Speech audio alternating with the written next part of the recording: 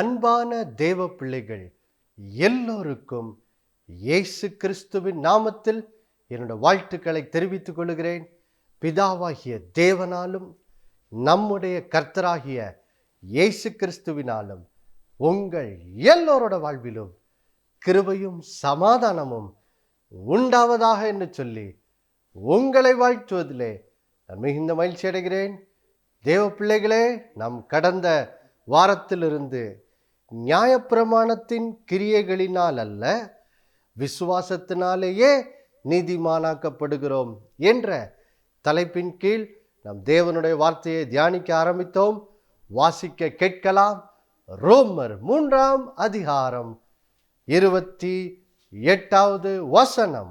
ஆதலால் மனுஷன் நியாய பிரமாணத்தின் கிரியைகள் இல்லாமல் விசுவாசத்தினாலே நீதிமானாக்கப்படுகிறான் என்று தீர்க்கிறோம்.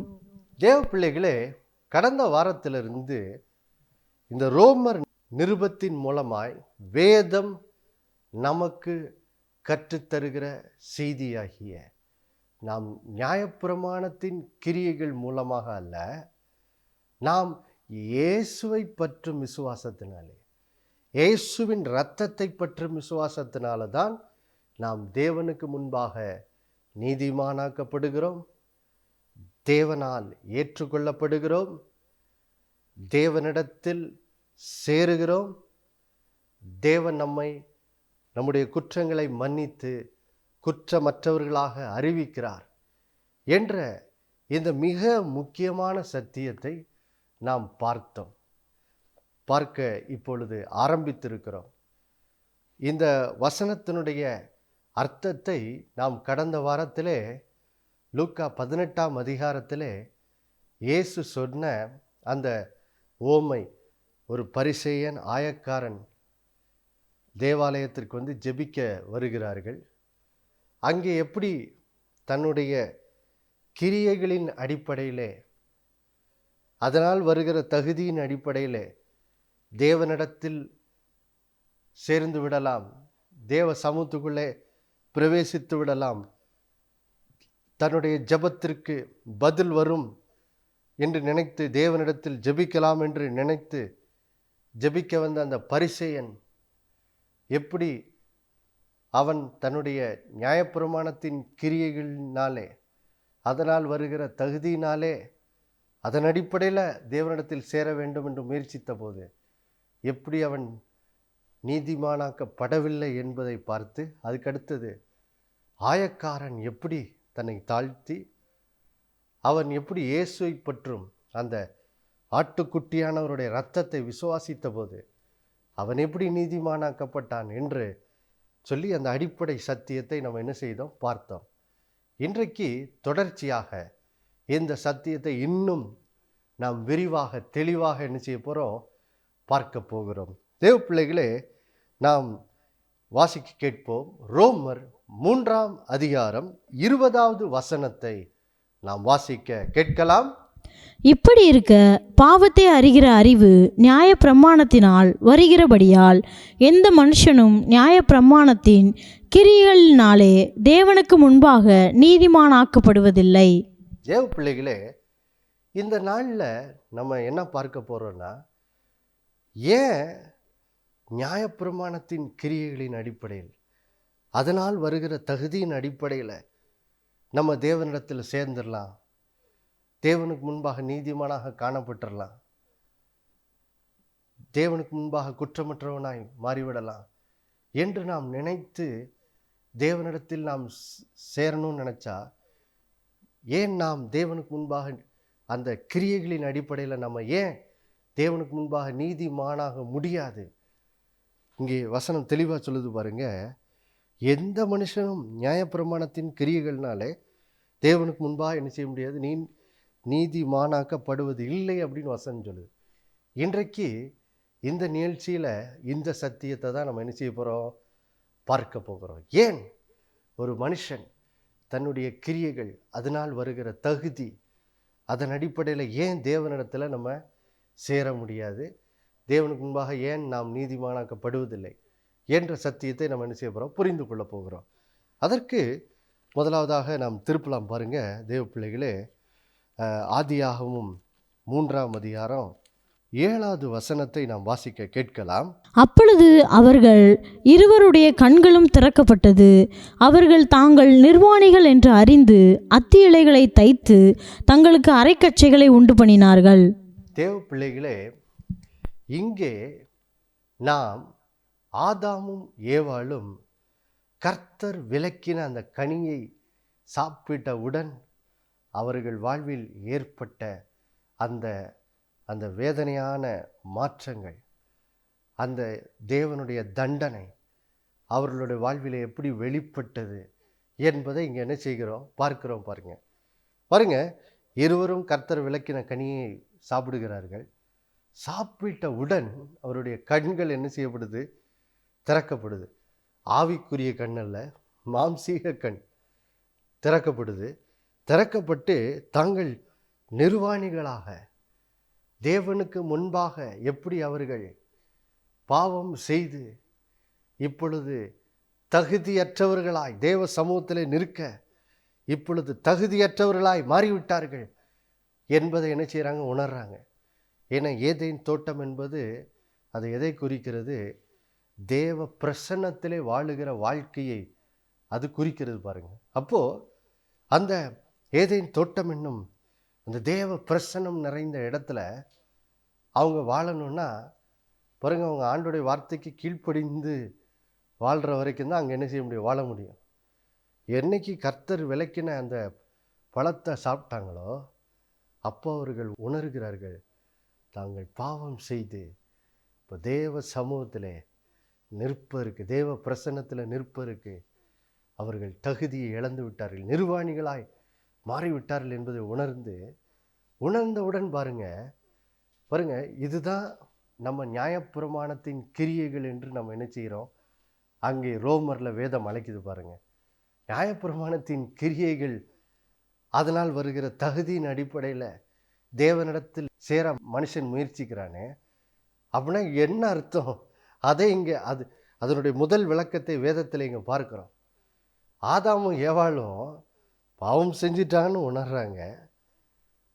இப்போ தேவனுக்கு முன்பாக அவர்கள் நிர்வாணிகளாய் அவர்களுடைய குற்றம் வெளிப்பட்டதாக இப்போ தேவன் சமூகத்தில் நிற்பதற்கு தகுதியை இழந்தவர்களாய் இருப்பதை அவர்கள் உணர்கிறார்கள்.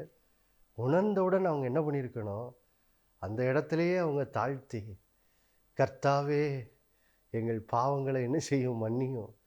ஐயோ, இப்படி உமக்கு விரோதமாய் பாவம் செய்து நீர் விலக்கின கனியை சாப்பிட்டோமே ஆண்டவரே, அதனால் இப்படி நிர்வாணிகளாக நிற்கிறோமே, ஐயோ எங்கள் பாவங்களை மன்னித்து எங்களை மூடும் ஆண்டவரேன்னு சொல்லி ஆதாமும் ஏவாளும் அங்கேயே என்ன செய்திருக்கணும்?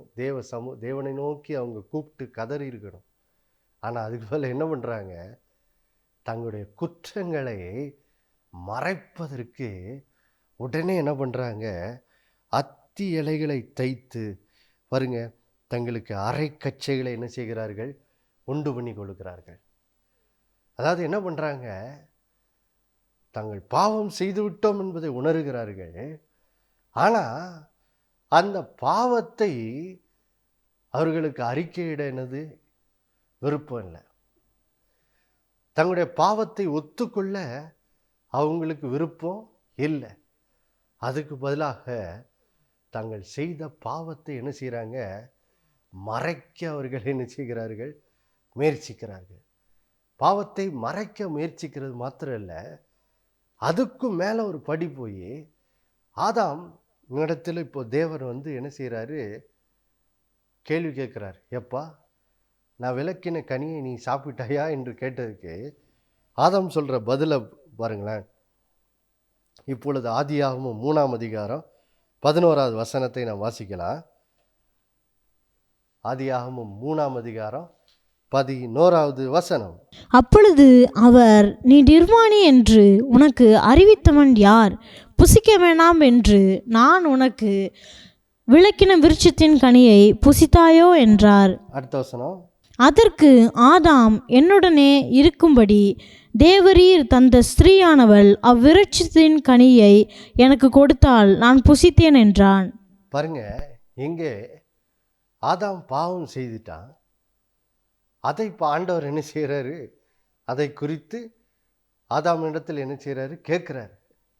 நான் புசிக்க வேண்டாம் என்று சொன்ன கனியை நீ புசித்தாயான்னு கேட்குறாரு. கேட்டால் அவன் என்ன சொல்லியிருக்கணும், ஆண்டவரே தவறு செய்துட்டேன், என்னை மன்னியும்னு அவன் அங்கேயே என்ன செய்திருக்கணும், அந்த ஆயக்காரனை போல தாழ்த்தி பாருங்க, தன்னோட பாவத்தை உணர்ந்தவனாக அதை தேவ சமூகத்தில் என்ன செய்திருக்கணும், ஒத்துக்கொண்டு அறிக்கையிட்டிருக்கணும். ஆனால் பாருங்க, இந்த ஆதாம் என்ன பண்ணுறான், அந்த லூக்கா 18ஆம் அதிகாரத்தில் அந்த பரிசேயனை குறித்து நம்ம பார்த்தோமே பாருங்க, அந்த பரிசேயன் தேவ சமூகத்தில் வந்துட்டு, ஆண்டவரே நான் இந்த அநியாயக்காரர், இந்த ஆயக்காரனை போல இன்னும் மற்ற பாவிகளை போல நான் இராதபடியாலும் ஸ்தோத்தரிக்கிறேன்னு சொல்லி பாருங்க, என்னமோ தன்னை பிறரை காட்டிலும் ரொம்ப நல்லவன் என்று தன்னைத்தான் நினைத்து கொண்டு பாருங்க, தன்னுடைய குறைகளை உணராதவனாக தன்னுடைய நிலையை உணர்ந்து, குறைவுள்ள பாவ நிலையை உணர்ந்து தேவனுக்கு முன்பாக தன்னை தாழ்த்தாமல் ஒரு பெருமையோடு தேவ சமூகத்தில் வருகிறது அங்கே நம்ம கடந்த வாரத்தில் பார்த்தோம்.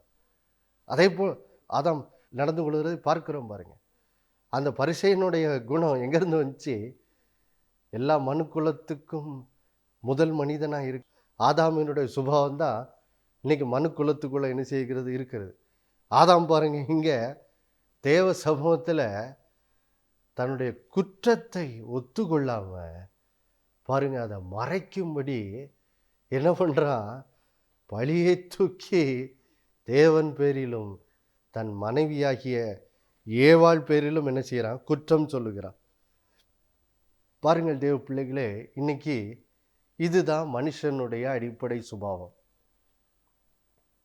மனுஷன் இன்னைக்கு அடிப்படையாக எப்படி இருக்கிறான், அவன் ஒரு குற்றவாளியாக இருக்கிறான், தவறு செய்திருக்கிறான். ஆனால் தேவ சமூகத்தில் அதை தன்னை தாழ்த்தி ஒத்துக்கொள்ள அவனுக்கு மனதில்லை என்பது மாத்திரல்ல, அதை மறைக்கிறதுக்கு என்ன பண்ணுறான், கர்த்தரை குற்றம் சாட்டுகிறவனாக இருக்கான். நீர் தானே இதற்கு காரணம். அடுத்தது மற்ற மனிதர்கள் மேல், இங்கே ஆதாம் மனைவியை குற்றம் சாட்டினது போல் இன்னைக்கு ஜனங்கள் பிறரை குற்றம் சாட்டி கொண்டு இப்படி தங்களுடைய குற்றத்தை அவர்கள் ஒத்துக்கொள்ள என்னல்ல மனதில்லை. பாருங்க, இதுதான் மனிதனுடைய சுபாவமாக என்ன செய்கிறது இருக்கிறது. அப்போது பாருங்கள் தேவ பிள்ளைகளே, இப்படி தான் இன்னைக்கு மனுஷன் என்ன செய்கிறான் இருக்கிறான். அவன் குற்றம் செய்தவனாக இருக்கிறான். ஆனால் குற்றம் செய்த அவன் அதை ஒத்துக்கொள்ள அவனுக்கு என்ன இல்லை, மனதில்லை. அதை ஒத்துக்கொள்ள மனதில்லைங்கிற மாத்திரம் இல்லை, அதை மறைக்கிறதுக்கு பிறரை குற்றம் சாட்டுகிறவனாக, தேவனை குற்றம் சாட்டுகிறவனாக அவன் என்ன செய்கிறான், இருக்கிறான். அப்போது பாருங்கள் தேவ பிள்ளைகளே, இப்படிப்பட்ட நிலையில் இருக்கிற மனுஷன் ஆனாலும் அவனுக்குள்ள ஒரு உணர்வு என்ன செய்து இருக்குது. என்ன உணர்வு இருக்குது, நான் பாவியாக இருக்கிறேன், தேவ சமூகத்தை விட்டு என் பாவத்தினும் தான் நான் வெளியே தேவ சமூகத்தை விட்டு விரட்டி அடிக்கப்பட்டவனாக இருக்கிறேன். ஆனால் இந்த உலகத்தில் வாழ தெய்வம் என்று ஒருவர் இருக்கிறார்னு அவனுக்கு விளங்குது. அவருடைய உதவியும் அவருடைய அருளும் ஆசையும் இல்லைன்னா நான் இந்த உலக வாழ்க்கையில் வாழ முடியாது என்பதை அவன் என்ன செய்கிறான், உள்ளுணர்வாகவே பாவத்தில் விழுந்த மனுஷன் கூட என்ன செய்கிறான், உணர்கிறான். உணர்ந்ததுனால தான் இப்போ என்ன பண்ணுறான் பாருங்க, இப்போ தேவன் தேவை என்று உணர்ந்ததுனால. ஆனால் இன்னொரு பக்கத்தில் தேவனிடத்தில் வரும்போது அவனுக்கு என்ன விருப்பம் இல்லை, தன்னோட குற்றத்தை அறிக்கையிட விருப்பம் இல்லை. அது மாத்திரம் இல்லை, அதை மறைக்க தான் முயற்சிக்கிறான். பிறர் மேலே என்ன செய்கிறான், குற்றம்தான் சாட்டுக்கிறான். தன் குற்றத்தை அவன் என்ன செய்ய மாட்டேங்க, ஒத்துக்க மாட்டேங்கிறான்ல. அப்போது இப்போ மனுஷன் என்ன நினைக்கிறான், சரி நம்மளோட குற்றத்தை நம்ம ஒத்துக்கக்கூடாது, அதை மறைச்சிடணும். ஆனாலும் கடவுளிடத்தில் நம்ம என்ன செய்யணும், சேரணும். எப்படியாவது ஏதாவது ஒரு வழியில் என்ன செய்யணும், சேர்ந்துடணும் அப்படின்னு அவன் என்ன செய்கிறான், நினச்சி தான் இன்றைக்கி மனுஷன் கடவுளிடத்தில் வர்றதுக்கு அவன் வகுத்த வழி தான் என்னது, தன்னுடைய ஏதோ ஒரு தேவ பக்தி போன்ற மத பக்தி போன்ற சில கிரியைகளை செஞ்சிட்டு அதனால் தனக்கு ஏதோ ஒரு தகுதி வந்தது என்று நினச்சிக்கிட்டு அந்த தகுதியின் அடிப்படையில் அந்த பரிசேனை போல தேவனிடத்தில் சேரும்படி முயற்சிக்கிறவன் தான் பாவத்தில் விழுந்த மனுஷனாக என்ன செய்கிறான், இருக்கிறான். ஆனால் கர்த்தர் என்ன சொல்கிறாரு பாருங்க. இப்போ மறுபடியும் நம்ம ரோமருக்கு போவோம். ரோமர் 3ஆம் அதிகாரத்துக்கு செல்வோம். 11வது வசனம் 12வது வசனத்தை வாசிக்க கேட்போம். உணர்வுள்ளவன் இல்லை, தேவனை தேடுகிறவன் இல்லை, எல்லோரும் வழி தப்பி ஏகமாய் கெட்டு போனார்கள், நன்மை செய்கிறவன் இல்லை, ஒருவனாகிலும் இல்லை. பாருங்க, இன்னைக்கு ஆதாமின் வித்துல பிறந்த எல்லா மனிதர்களும் எப்படி இருக்காங்களா, எல்லாரும் வழி தப்பி ஏகமா என்ன செய்தார்கள், கெட்டு போனார்கள். பாருங்க, நன்மை செய்கிறவன் இல்லை, ஒருவனாகிலும் என்னது இல்லை, ஒரு நல்லவன் கூட என்னது இல்லை. எல்லாரும் வழி தப்பி நம்ம என்ன செய்யிட்டோம், கெட்டு போயிட்டோம். அடுத்தது 23வது வசனத்தை வாசிக்கலாம். எல்லோரும் பாவம் செய்து தேவ மகிமையற்றவர்களாகி. பாருங்க, இங்க வசனம் சொல்லுது எல்லாரும், எல்லா மனிதர்களும் பாவம் செய்து தேவ மகிமை அற்றவர்களா என்ன செய்யிட்டாங்க, மாறிட்டாங்க. தகுதி இழந்தவர்களாய் தேவ சமூகத்திலே நிற்பதற்கு ஆதாமை போல தகுதியை இழந்தவர்களா என்ன செய்து விட்டார்கள், மாறிவிட்டார்கள். அப்போ கர்த்தர் என்ன சொல்றாரு, நம்முடைய அடிப்படை சுபாவம் நம்ம வழி தப்பி கெட்டு போயிட்டோம். நன்மை செய்கிற சுபாவம் ஒன்று கூட நம்மகிட்ட என்னது இப்போ கிடையாது. இதுதான் பாவத்தில் விழுந்து போன மனிதனுடைய சுபாவமாக இருக்க. இப்போ அவன் வந்துட்டு யோசிச்சு பாருங்க, இந்த பரிசேயன் மாதிரி தேவ சமூகத்தில் வந்து பேசி தேவனிடத்தில் சேரலாம்னு நினச்சா எப்படி சேர முடியும்? மறுபடியும் அந்த லூக்கா 18ஆம் அதிகாரத்துக்கு போகும் பாருங்க. 11-12 வசனங்களை வாசிக்க கேட்போம். பரிசேயன் நின்று, தேவனே, நான் பரிகாரர், அநியாயக்காரர், விபச்சாரக்காரர் ஆகிய மற்ற மனுஷரைப் போலவும் இந்த ஆயக்காரனைப் போலவும் இராததினால் உம்மை சோஸ்தரிக்கிறேன். வாரத்தில் 2 தரம் உபவாசிக்கிறேன், என் சம்பாத்தியத்திலெல்லாம் தசம்பாகம் செலுத்தி வருகிறேன் என்று தனக்குள்ளே ஜெபம் பண்ணினான். அப்போ பாருங்க, இன்னைக்கு மனுஷன் அடிப்படையாக அவன் எப்படிப்பட்டவனாக இருக்கிறான், பாவத்தில் விழுந்து வழி தப்பி கெட்டு போய் இப்போ நன்மை செய்கிறவன் ஒருவனாகிலும் என்னது இல்லை. எல்லாரும் பாவம் செய்து தேவ மகிமையற்றவர்களாகிட்டோம். தேவ சமூகத்தில் நிற்கிற தகுதியை நினைச்சிட்டோம், இழந்தவர்களாக இருக்கிறோம். இதுதான் நம்முடைய அடிப்படை சுபாவமாக இருக்க. இப்போ பாருங்க, பாவத்தில் விழுந்த மனுஷன் தன்னுடைய குற்றத்தை ஒத்துக்கொள்ளாமல், அதை அறிக்கை செய்யாமல், அதை மறைத்து கொண்டு, மறைக்கிறது மட்டும் இல்லை, அதை ஒத்துக்கொள்ளாமல் இருக்கிறதுக்கு பிறர் மேலே குற்றம் சொல்லிக்கிட்டு இப்படி ஒரு பக்கம் வாழ்ந்துட்டு, அடுத்த பக்கம் என்னதான் இருந்தாலும் தெய்வம்னு ஒருத்தர் நமக்கு தேவையில்லை அப்படின்னு நான் உள்ளுணர்வு சொல்கிறதுனால இப்போது மனுஷன் தன்னுடைய மனசில் என்ன நினைக்கிறான், சரி பரவாயில்ல, நம்ம குற்றத்தை ஒத்துக்கொள்ளாமல் இருந்தாலும் பரவாயில்ல, ஆனாலும் நம்ம என்ன பண்ணுவோம், ஒரு பக்தி வேஷ நாடகத்தை என்ன செய்வோம், தேவன் முன்னாடி போய் நடத்துவோம் அப்படின்னு நினச்சிட்டு அவன் பாருங்க, இந்த பரிசேயனை போல் தேவ சமூகத்தில் வந்துட்டு, ஆண்டவரே பாருங்க, நான் அவனை மாதிரி மோசமாக பாவம் இல்லை, ஆண்டவரே நான் இவனை மாதிரிலாம் மோசமாக பாவம் இல்லை, அது மட்டும் இல்லை பாருங்க ஆண்டவரே, நான் உபவாசம் பண்ணுறேன், நான் காணிக்கையெல்லாம் கொடுக்குறேன், பாருங்கள் எவ்வளோ நல்லவனாலாம் இருக்க முயற்சி பண்ணிக்கிட்டு இருக்கேன் அப்படின்னு சொல்லிட்டு சில பக்தியை வெளிப்படுத்துகிற மாதிரி சில கிரியையை செய்துட்டு தேவன் ஏதோ அதை பார்த்துட்டு இப்போ பரவாயில்லையே, தன் பாவத்தை அவன் ஒத்துக்கொள்ளாமல் இருந்தாலும் பரவாயில்ல, ஆனால் ஏதோ சில நல்லவனாக இருக்க முயற்சி பண்ணுறானேன்னு சொல்லி தேவன் ஏதோ அதை பார்த்துட்டு அவனை ஏற்றுக்கொள்வார் என்று சொல்லி பாருங்கள், மனுஷன் என்ன செய்கிறான், தவறான சிந்தை கொண்டவனாக இன்னைக்கு என்ன செய்கிறான், வாழுகிறான். தவறான சிந்தை கொண்டவனாக வாழ்கிறான். அதனால தான் அங்கே ரோமர் 3:20 வாசிக்கிறோம், நியாயப்பிரமாணத்தின் கிரியைகள்னாலே ஒருவனாகிலும் தேவனுக்கு முன்பாக என்னது நீதிமானாக்கப்படுவது இல்லை. ஏன், எப்படி நீதிமானாக முடியும்? ஏன்னா நம்ம தான் அடிப்படையில் பாவியாக இருக்கிறோமே. பாவியாக இருக்கிற மனுஷன் யோசிச்சு பாருங்க, ஒரு ஒரு ஆப்பிள் மரம் ஆப்பிள் கனி தான் என்ன செய்யும் கொடுக்கும். ஆப்பிள் மரம் ஆரஞ்சு கனி என்ன செய்யாது கொடுக்காது. அந்த மாதிரி ஒரு பாவியான மனுஷன் நீதியுள்ள கிரியைகளை என்ன செய்ய முடியாது, செய்ய முடியாது. பாவி பாவம் தான் என்ன செய்வான். அப்போ யோசிச்சு பாருங்க, இப்படிப்பட்ட நிலையில தான் நம்முடைய அடிப்படை சுபாவம் இருக்க. இப்போ நான் தேவ சமூகத்தில் வந்து என் குற்றத்தை ஒத்துக்கொள்ளாம நான் சும்மா ஒரு வேஷம் தரிக்கிறதுக்கு தேவனுக்கு முன்பாக சில நல்லவனை போல் இருக்கிறவன் போல் காட்டுகிற சில இந்த கிரியைகளை இந்த பரிசீலனை போல் செஞ்சுட்டு அதன் அடிப்படையில் இப்போ நான் தேவனிடத்தில் வந்துடலாம் நினச்சா யோசிச்சு பாருங்கள், அதை காட்டிலும் ஒரு ஒரு பைத்தியகாரத்தனமான சிந்தை எதுவுமே என்ன செய்ய முடியாது, இருக்க முடியாது. ஏன்னா தேவன் பரிசுத்தராக இருக்கிறாரு. பரிசுத்தம் இல்லாமல் ஒருவனும் தேவனை என்ன செய்ய முடியாது, தரிசிக்க முடியாது.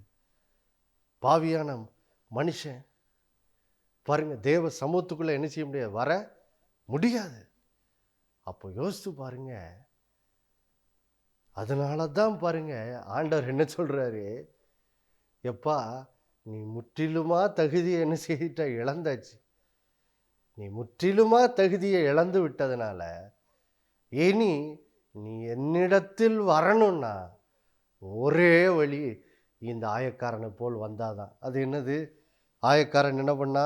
லூக்கா 18:12, வாரத்தில் 2 தரம் உபவாசிக்கிறேன், என் சம்பாத்தியத்தில் எல்லாம் தசமபாகம் செலுத்தி வருகிறேன் என்று தனக்குள்ளே ஜெபம் பண்ணினான். அடுத்த வசனம், ஆயக்காரன் தூரத்திலே நின்று தன் கண்களையும் வானத்துக்கு ஏறெடுக்க துணியாமல் தன் மார்பிலே அடித்துக்கொண்டு, தேவனே பாவியாகிய என்மேல் கிருபையாயிரும் என்றான். அப்போ பாருங்க, பாவத்தில் விழுந்து போன மனுஷன் அப்போ அவன் வந்து தன்னுடைய கிரியைகளின் அடிப்படையில் தேவனிடத்தில் சேர்றதுக்கு வழியே கிடையாது என்பதனால அவன் தேவனிடத்தில் இப்போ சேரணும்னா ஒரே ஒரு வழி தான் இருக்குது. பரிசுத்த தேவனுடைய சமூகத்தில் இந்த பாவியான மனுஷன் மறுபடியும் நுழையணும்னா அதுக்கு ஒரே வழி என்னது?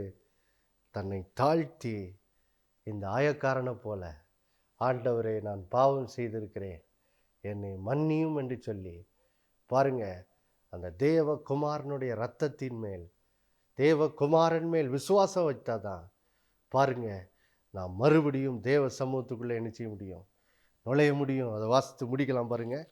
ரோமர் 3:22 வசனம், அது இயேசு கிறிஸ்துவை பற்றும் விசுவாசத்தினாலே பலிக்கும் தேவநீதியே. விசுவாசிக்கிற எவர்களுக்குள்ளும் எவர்கள் மேலும் அது பலிக்கும், வித்தியாசமே இல்லை. அப்போ பாருங்க இங்க வேதம் எவ்வளோ தெளிவாக சொல்லுது பாருங்க. அது இயேசு கிறிஸ்துவை பற்றும் விசுவாசத்தினால் பலிக்கும் தேவ நீதியே. விசுவாசிக்கிற எவர்களுக்குள்ளும் எவர்கள் மேலும் அது பலிக்கும், வித்தியாசமே என்னது இல்லை. அப்போ தேவ பிள்ளைகளே, இனி பாவியான மனுஷன் தேவ சமூகத்துக்குள்ள நுழையுன்னா அதுக்கு ஒரே வழி, இயேசு கிறிஸ்து என் பாவத்திற்காக மரித்து உயிர்த்தெழுந்தார், எனக்காக இரத்தம் சிந்தி இருக்கிறார் என்பதை ஒரு மனிதன் விசுவாசித்து தன்னை தாழ்த்தி தன்னுடைய குற்றத்தை ஒத்துக்கொண்டு, ஆண்டவரே இப்பொழுது நான் இயேசுவை விசுவாசிக்கிறேன், அவர் இரத்தத்தினால் என்னை மன்னித்து என்னை ஏற்றுக்கொள்ளும் சொல்லும் போது இப்போ அந்த மனுஷன் ஆயக்காரனை போல தேவனுக்கு முன்பாக என்ன செய்கிறான், நீதிமானாய் மாற்றப்படுகிறான். அப்படின்னா என்ன அர்த்தம்? தேவனால் ஏற்றுக்கொள்ளப்பட்டவனாக அவனோட வாழ்க்கை மாறுகிறது. அல்லேலூயா. ஆதலால் தேவ பிள்ளைகளே, இந்த நாளிலே நாம் தெளிவாக பார்த்தோம், ஏன் நம்முடைய கிரியைகள்னால அதனால் வருகிற தகுதியின் அடிப்படையில் ஏன் தேவனிடத்தில் சேர முடியாது? ஏன்னா நம்ம பாவம் செய்திருக்கோம். அப்போது ஒரு பாவியான மனுஷன் என்னதான் சில நீதியான கிரியைகளை செய்து எப்படியா தேவனிடத்தில் சேர்ந்துடலான்னு முயற்சி பண்ணாலும் அது ஒரு நாள் தேவனால் ஏற்றுக்கொள்ளப்படாது. ஏன்னா பாவியான மனுஷன் அவன் செய்கிற எல்லா கிரியையும் அடிப்படையிலே பாவமாக தான் என்ன செய்யும், இருக்குது. ஏன்னா பாவத்தை தான் என்ன செய்ய முடியும். அப்போது எப்படிங்க நீதிமானாறது? ஒரே ஒரு வழி தான், நம்மளை தாழ்த்தி இயேசுவே என்று சொல்லி கூப்பிடுவோமானால் தேவ சமூகத்திலே நாம் ஏற்றுக்கொள்ளப்படுவோம், நாம் நீதிமானாக என்ன செய்வோம், மாற்றப்படுவோம். ஜெபிக்கலாமா? அன்புள்ள பரலோக பிதாவே, ஆண்டவராகிய இயேசுவின் நாமத்தில் உம்முடைய சமூகத்தில் வருகிறப்பா. இந்த நாளில் கேட்ட இந்த அற்புதமான வார்த்தைகளுக்காக நன்றி ஆண்டவரே. இன்றைக்கு மனிதர்கள் எத்தனையோ பேர் ஆண்டவரே ஒவ்வொரு நாளும் தேவ சமூகத்துக்குள்ள ஆண்டவரே நான் இதை செஞ்சுருக்கேன், அதை செஞ்சுருக்கேன், இதை பார்த்தாச்சு, என் ஜெபத்தை கேளு, என்னை இந்த பிரச்சனைந்து விடுவின்னு சொல்லி தங்களுடைய நம்பிக்கை தங்களுடைய கிரியைகள் மேலேயே வைத்து கொண்டு இந்த சமூகத்தில் வர பார்க்கிறாங்க ஆண்டவரே. இந்த நாளில் இந்த செய்தியின் மூலமாக நம்முடைய பிள்ளைகளுக்கு உணர்த்துங்க, மகனே என் மகளே, நீ அப்படியெல்லாம் வர முடியாது, என் சமூகத்துக்குள்ளே அப்படி வர முடியாது. நீ தேவ சமூகத்துக்குள்ளே வர்றதுக்கு ஒரே ஒரு வழி, நீ குற்றவாளி பாவியாக இருக்கிறா என்பதையும் நீ உணர்ந்து உன்னை தாழ்த்தி உன் பாவத்தை உணர்ந்து அதை ஆண்டவர் சமூகத்தில் ஒத்துக்கொண்டு, ஆண்டவர் இயேசுவே இரத்தத்தினாலே என்னை மன்னித்து என்னை நீதிமான் ஆக்கும் என்று சொல்லி இயேசுவின் மேல் விசுவாசம் வைக்கிறது தான் நீதிமானாக இருக்க ஒரே வழி என்பதை நாளில் நம்முடைய பிள்ளைகள் ஆழமாய் உணர்ந்து இந்த நாளிலிருந்து தங்களுடைய ஜெப வாழ்க்கையிலே ஆண்டவரே இனி உம்முடைய சமூகத்துக்கு அவங்க வரும்போது தங்களுடைய கிரியைகள் மேல் நம்பிக்கை வைக்காம கர்த்தராகிய இயேசு கிறிஸ்துவின் மேல் மாத்திரமே நம்பிக்கை வைத்தவர்களாய் உம்முடைய சமூகத்துக்கு வர ஒவ்வொருத்தருக்கும் உதவி செய்யுங்க. அதன் மூலம் இந்த பிள்ளைகள் தங்களுடைய ஜெபங்களுக்கு பதிலை பெற்றுக்கொண்டு நாமத்தை மகிமைப்படுத்த உதவி செய்யுங்க. எல்லா நெருக்கம் கஷ்டங்கள்லேருந்து இந்த நாளிலே உடைய பிள்ளைகளுக்கு இயேசுவை பற்றும் விசுவாசத்தினாலே ஒவ்வொருத்தருக்கும் அந்த நெருக்கம் அந்த துன்பத்திலேருந்து இந்த பிள்ளைகளுக்கு ஒரு விடுதலை உண்டாகி இந்த பிள்ளைகளோட வாழ்க்கை நீர்ப்பாய்ச்சலான தோட்டத்தை போலவும் வற்றாத நீரூற்றை போலவும் நன்மைகள் நிறைந்த வாழ்க்கையாய் மாறும்படி ஜெபிக்கிறோம். வனாந்திரம் ஏதேன் தோட்டமாய் மாறட்டும் ஆண்டவரே. அப்படி செய்ததுக்காக நன்றி. இயேசுவின் மூலம் வேண்டிக் கொள்கிற நல்ல பிதாவே, ஆமென். மறுபடியும் அடுத்த வாரம் சந்திக்க நினைப்பூட்டுகிறேன். இயேசுவே ஆண்டவர். ஒவ்வொரு நாளும் அவர் மேல் விசுவாசம் வைத்து வாழுங்கள். ஆமென்.